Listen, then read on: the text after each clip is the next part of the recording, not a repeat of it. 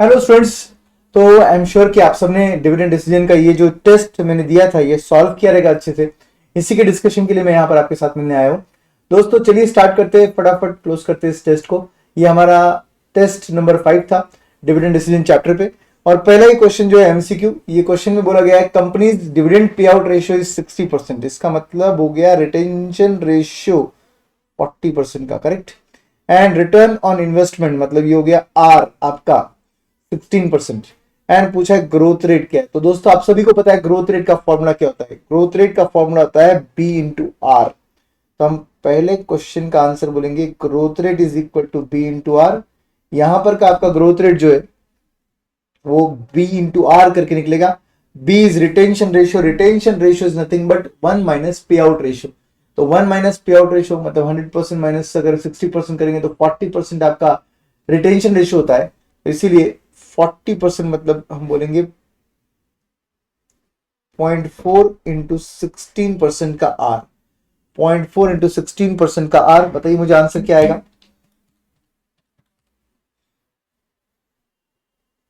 Yes guys, जो भी answer आएगा इंटू 100 करना है तो जी आ जाएगा आपका। ग्रोथ रेट आता है 6.4%। है क्या ऑप्शन में growth rate 6.4? Yes, correct option is C, right. दोस्तों सेकंड क्वेश्चन में बोला है cost of capital is 12%। This is your K. Expected EPS at the end of the year is 20, so this is your E. Then existing pay out ratio is 25%। तो ये आपका pay out ratio है, right. Then the company is planning to increase the payout ratio to 50%. What will be the effect of this on the change in the price of the share? तो price of the share में क्या change होगा ये वो पूछ रहे हैं। तो क्या करना पड़ेगा आपको बताइए दोस्तों।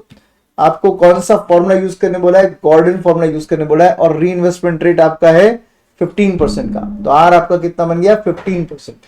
चलिए दोस्तों इसको सॉल्व करते हैं। आपका गॉर्डन मॉडल का फॉर्मूला आपको पता है, P is equal to E into 1 minus B upon K minus B into R. तो आपका ईपीएस जो है वो 20 बोला है। आपका पे आउट रेशियो है,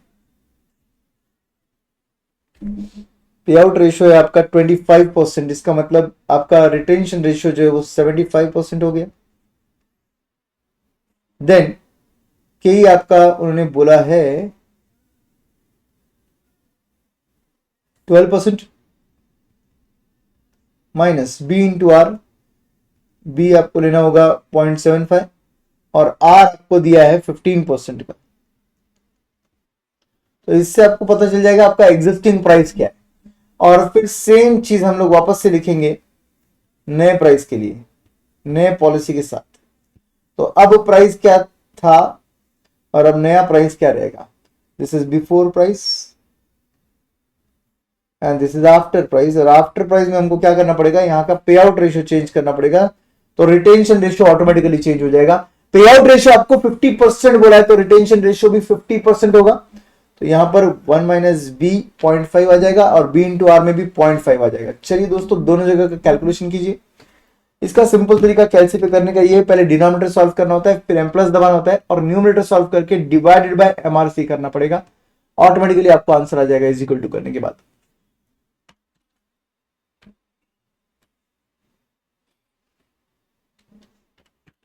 .75 इंटू 0.15, जो भी आंसर आया उसमें से 0.12 माइनस कीजिए, नेगेटिव साइन को प्लस साइन बना दीजिए, पॉजिटिव एम प्लस दबाइए, 20 को इंटू 0.25 से मल्टीप्लाई करना है, divided by MRC is equal to करना है। तो ये आपका पहले का प्राइस हो गया 666.67 और बाद वाले प्राइस के लिए 0.5 इंटू 0.15 माइनस 0.12, नेगेटिव साइन को पॉजिटिव बना दीजिए, एम प्लस दबाइए, 20 इंटू 0.5 10 10 डिवाइड बाय एमआरसी कीजिए। तो आपका आंसर आ जाएगा 222.22। तो इन दोनों का डिफरेंस जो है ये आता है 444.44 या 45 बोल दीजिए उसे। तो ये आपका आंसर आता है 45 बोल दीजिए, राइट। 444.45 है क्या आपके पास आंसर? यस, मगर दो जगह है, यहां पर भी है यहां पर भी है। एक इंक्रीज के लिए बोला है, एक डिक्रीज के लिए बोला है। तो दोस्तों हमारा पहले वाला प्राइस आ रहा था 666 और अब बाद वाला प्राइस आ रहा है 222। इसका मतलब ये डिक्रीज हुआ है, ये हमने डिक्रीज बोला है। ओके, बिफोर एंड आफ्टर में ये डिक्रीज हो रहा है, तो correct option will be B. Correct. चलिए दोस्तों, बढ़िया। तो हमारे एमसीक्यू आ गए हैं। पहले का आंसर है सी और दूसरे का आंसर है B. Now coming to question number 1A। 1A वाला क्वेश्चन जो है, इसमें आपको बोला गया है नेट प्रॉफिट 75 लाख का है। आउटस्टैंडिंग प्रेफरेंस शेयर्स आपके हैं 12% के, तो प्रेफरेंस डिविडेंड माइनस करना पड़ेगा, तब जाके एनआई मिलेगा आपको। नंबर ऑफ शेयर्स दे रखे हैं आपके पास, तो ईपीएस इजीली आ जाएगा, NI divide by number of shares. Reinvestment rate of investment है आपका 20% का, और के आपको 16% बोला है। कंप्यूट द अप्रॉक्सिमेट डिविडेंड पे out ratio so as to keep the share price 42 rupees using Walter formula. Walter model use करना है, और प्राइस 42 रुपीज अगर रखना है, तो पे आउट रेशियो कितना होना चाहिए, ऐसा पूछा है इन्होंने। चलिए दोस्तों, फर्स्ट क्वेश्चन का आंसर निकालते हैं। सबसे पहले हमको इस क्वेश्चन में क्वेश्चन नंबर 1 डिस्क्रिप्टिव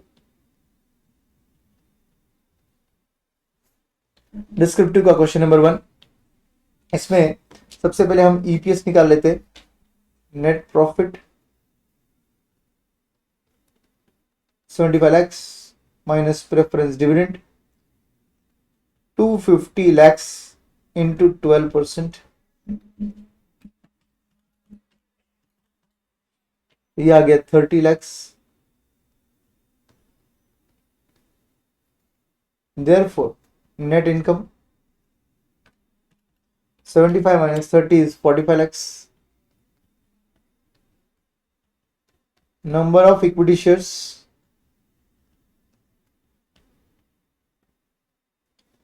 कितने दिए? 7.5 लाख, मतलब 7,50,000।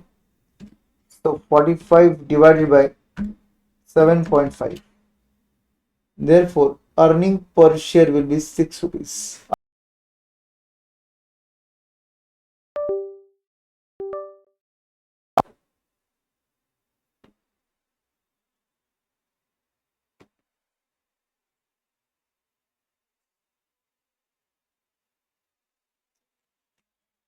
यस, आई थिंक कैमरा थोड़ा हैंग हो गया था, कोई बात नहीं।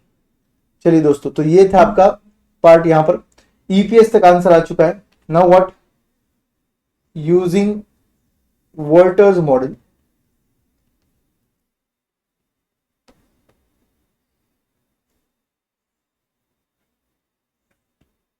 Price, theoretical price is equal to, Walter model बोलता है D plus R by K into E minus D whole divided by के।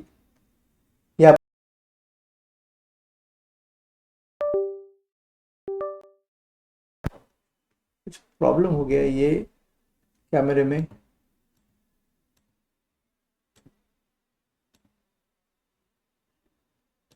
Now I think it will be better. चलिए, तो आपका प्राइस जो है वो 42 पे आपको मेंटेन करना था, और आपका जो डिविडेंड है वो हमको निकालना है। तो डिविडेंड प्लस आर आपको कितना दिया है 20%, मतलब 0.20, डिवाइड बाय आपको के कितना दिया है 16%, मतलब 0.16, और आपका अर्निंग पर शेयर हमने निकाला 6 रुपीज का, और डिविडेंड हमको पता नहीं, हम ढूंढ रहे हैं। That whole thing divide by 0.16। जब आप इसे सॉल्व कर लोगे तो आपका डी का वैल्यू आ जाएगा डिविडेंड का। बट ये आंसर नहीं निकालना है, पे आउट रेशियो पूछा है इन्होंने, तो उस डिविडेंड को हमको अर्निंग के साथ कंपेयर करके पे आउट रेशियो निकालना पड़ेगा। तो चलिए दोस्तों, इसे सॉल्व करते हैं। 42 into 0.16 is 6.72 is equal to dividend plus 0.2 divide by 0.16 is 1.25 into 6 minus dividend. Yes दोस्तों, इसे और आगे सॉल्व कर लेंगे तो हमें और भी अच्छे से हमारा आंसर मिल जाएगा। 1.25 into 6 is 7.5,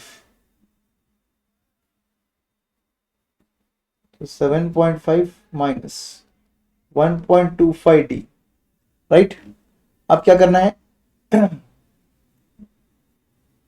7.5 minus 6.72 is 0.78 is equal to, यहां पर आएगा 0.25 D. Negative negative sign cancel कर दिया मैंने। Therefore D is equal to, आपका आंसर आ रहा है 3.12 का, डिविडेंड आपका आ रहा है 3.12 का। देयरफॉर पे आउट रेशियो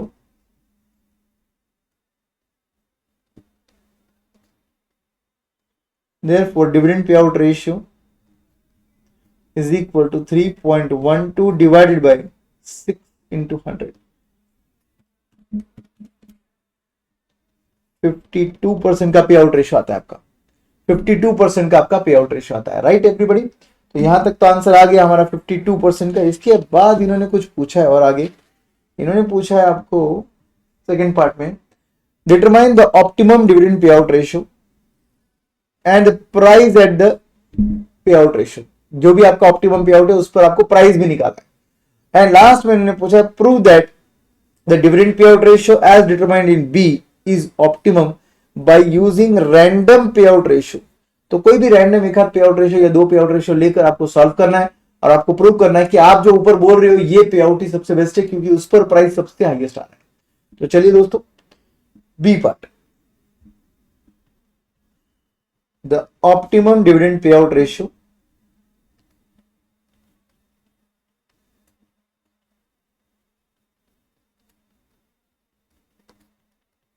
इज, बोलिए, अब कंपेयर करना है आपको आर विथ के। क्या लगता है आपको? आर ग्रेटर देन के है इधर, करेक्ट। आपका आर कितना है यहां पर? 20%। आपका के कितना है? 16%। इसका मतलब आर ग्रेटर देन के है, तो इसका मतलब आपका पे आउट रेशियो 0% होना चाहिए। हम बोलेंगे since R is greater than K, the firm is a growth firm.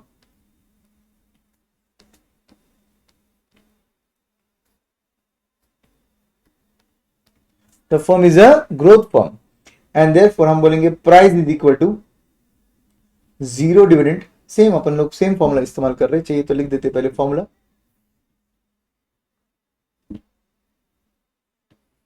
We are using the same formula, Walter model. And now taking dividend as 0, तो 0.2 divide by 0.16 into 6 minus 0 whole divided by 0.16। अब इसको solve करके आपको आपका answer निकालना है कि आपका प्राइस कितना आ रहा है। तो इस केस में 1.25 आया था ना, यस 1.25 इंटू 6 करना पड़ेगा डिवाइडेड बाय 0.16 करना पड़ेगा, और यहां पर आंसर आता है 46.875। 46.875 आपका आंसर आता है दोस्तों इस केस में।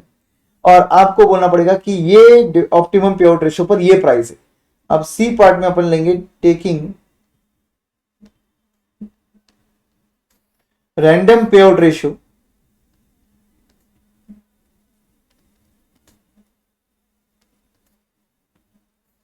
कितना लेंगे, पे आउट रेशियो कितना लेंगे। पहले अपन ने सॉल्व किया था तब पे आउट रेशियो 52% था। एक काम करते हैं 75% लेते हैं। अब क्या बोलेंगे, therefore dividend is equal to 6 into 75%। तो ऐसे केस में आपका डिविडेंड का आंसर आएगा 6 इंटू 75%, 4.5 का डिविडेंड। अब हम कैलकुलेट करेंगे हमारा प्राइस वापस से। Price is equal to dividend of 4.5 R by K into earning minus dividend whole divide by K. इसको सॉल्व कर लेंगे 75% का पे आउट लेके, तो आपका आंसर कितना आएगा 4.5 प्लस 1.25 ना, yes 1.25 into 1.5 whole divide by 0.16। 1.25 into 1.5 plus 4.5 divided by 0.16। तो दोस्तों आपका आंसर तो सिर्फ 39.84 आ रहा है इधर। मतलब आपका पे आउट बढ़ रहा है 70%, तो आपका प्राइस घट रहा है। आपका पहले पे आउट था 52% का, तब आपका प्राइस था 42 रुपीज का। अब हम क्या बोलेंगे कि जैसे हमें दिख रहा है क्लियरली पे आउट बढ़ाने से प्राइस घट रहा है, तो पे आउट घटाने से प्राइस बढ़ेगा, और ज्यादा मतलब कितना घटा सकते हो आप, घटा घटा के dividend payout should be 0%. At 0% the price is 46 point something, so of course that price becomes the highest price. Okay, तो ये था आपका क्वेश्चन नंबर 1 का आंसर. आगे बढ़ते हैं क्वेश्चन नंबर 1B पर. 1B बोला है, यहाँ पे काफी लोगों ने मिस्टेक किया. फर्स्ट वाला क्वेश्चन तो करेक्ट सॉल्व कर लिया, बट सेकंड वाले में मिस्टेक किया है. क्या मिस्टेक किया है एग्जैक्टली मैं आपको उस पार्ट पे जाने के बाद बताता हूँ. ठीक है. Company has 10 lakh rupees equity share outstanding at the beginning of accounting year 2024. So of course this is n number of shares at the beginning. The existing price is 600, so that's your P0. Expected dividend is 40 rupees, so that's your D1. Expected बोला इसलिए D1 है. The rate of capitalization applicable to this risk class that company belongs to is 20%, so that's your K. Calculate the market price per share at the end of the year. That means they are asking you P1. When dividend expected dividend are declared and are not declared, use MM approach. ठीक है. तो पहले price निकाल लेते दोस्तों. P1 का आपका formula क्या था? आपको अगर price at the end of the year निकालना है तो आप क्या बोलोगे? क्वेश्चन नंबर 1 का B. बोलिए, price at the end of the year निकालना है तो P1 is equal to current price को हम कंपाउंड करेंगे के रेट से और माइनस कर देंगे D1, माइनस कर देंगे D1. तो हम बोलेंगे डिविडेंड डिक्लेयर्ड एंड यहां बोलेंगे डिविडेंड नॉट डिक्लेयर्ड.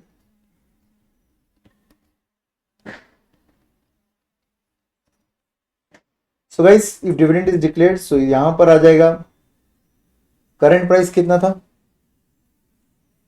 आपका. करंट प्राइस कितना है? 600 रुपीज है. ओके, ठीक है. तो आपको क्या करना है? 600 इंटू 1 प्लस 0.12 है ना, 12% है ना, कि 20% है, 0.20 माइनस डिविडेंड डिक्लेयर्ड रहेगा तो कितना डिविडेंड रहेगा? फिर 40 रुपीज का डिविडेंड रहेगा. एंड यहां का आंसर आएगा 600 into 1.2 minus 40, that comes to 680 का प्राइस. और यहां पर अगर मुझे P1 निकालना है तो current price into 1 plus 0.20 minus 0 करना पड़ेगा और यहां पर आंसर आएगा प्लस 40 कर जो है 720 आंसर आ जाएगा. Dividend not declared, dividend declared. Okay, आगे बढ़ते हैं.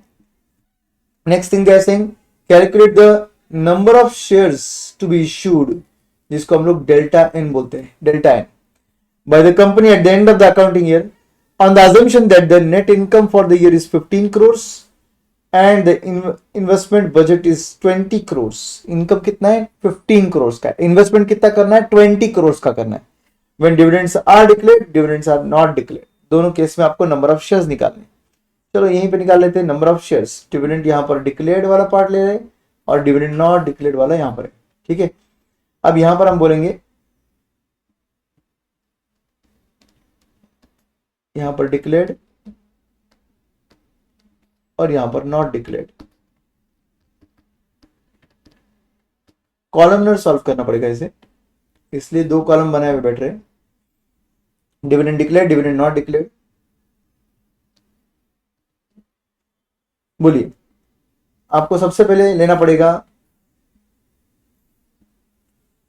इन्वेस्टमेंट. कितने का इन्वेस्टमेंट करना है हमें? 20 crores का इन्वेस्टमेंट करना है. माइनस क्या करते हैं हम लोग यहां पर? रिटेन अर्निंग अवेलेबल वगैरह निकालते हैं, राइट? तो रिटेन अर्निंग अवेलेबल निकालने के लिए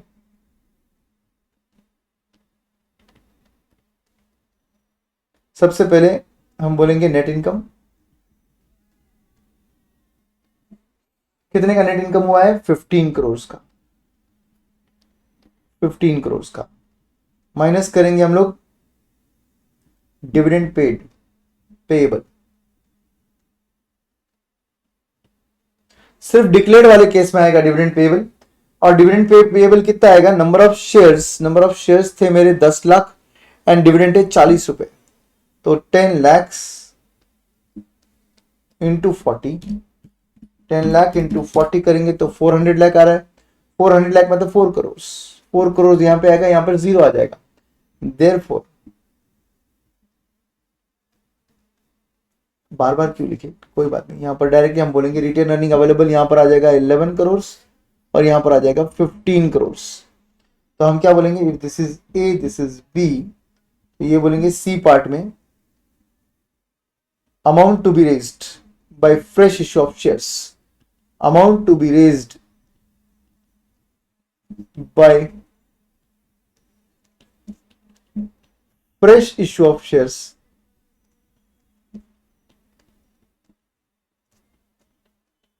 ए minus B.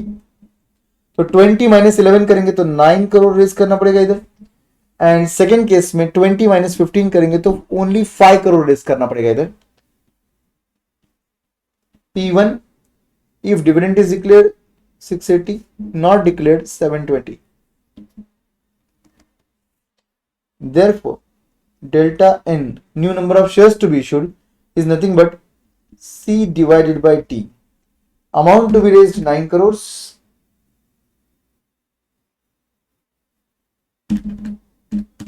Divided by 680 will give me 1,32,353 shares.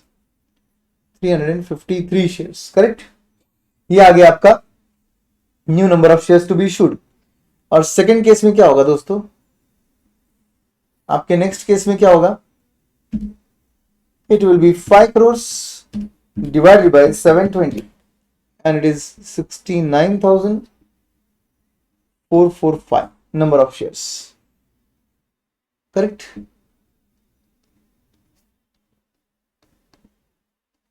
यहां तक भी सब लोगों ने करेक्ट सॉल्व किया दोस्तों, इसमें भी कोई दिक्कत नहीं थी।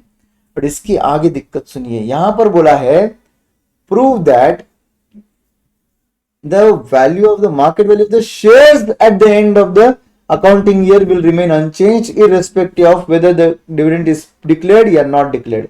बट यहां पर नंबर ऑफ ये जो मार्केट वैल्यू ऑफ शेयर्स पूछा, काफी लोगों ने फर्म का वैल्यू निकाल लिया और इस वजह से उनके 2 मार्क्स कट गए लास्ट का स्टेप का, राइट। तो यहां पर वैल्यू ऑफ शेयर्स पूछा है ना, तो वैल्यू ऑफ शेयर्स पूछा मतलब आपको क्या करना था, सीधा सीधा एफ पार्ट में मैं बोल रहा हूं P1 price per share into N plus delta N, बस इतना ही करना था हमको। P1 into N plus delta N, because N plus delta N is total number of shares at the end of the year and that multiplied by price per share at the end of the year. तो आपके पास existing number of shares 10 lakh थे, plus new number of shares आपके पास 132,353 आ गए। चलो एक काम करते हैं, इसको सेपरेटली सॉल्व कर देते हैं इधर, ठीक है। और यहां बोल देंगे डिविडेंड डिक्लेयर्ड। तो डिविडेंड डिक्लेयर्ड वाले केस में n प्लस डेल्टा n को हम लोग मल्टीप्लाई करेंगे P1 के साथ, और P1 यहां पर लिया जाएगा 680 का। और सेम चीज वहां पर का P1 जो है डिविडेंड नॉट डिक्लेयर्ड वाला,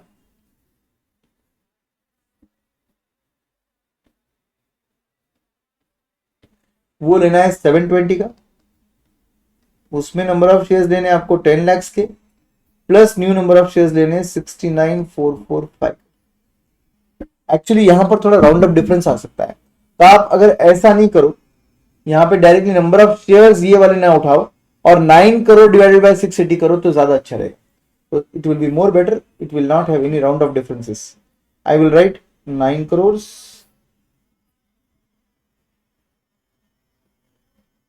divided by 680,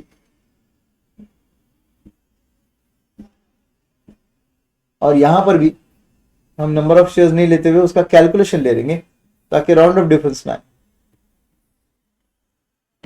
यहां पर हम बोलेंगे 5 करोड़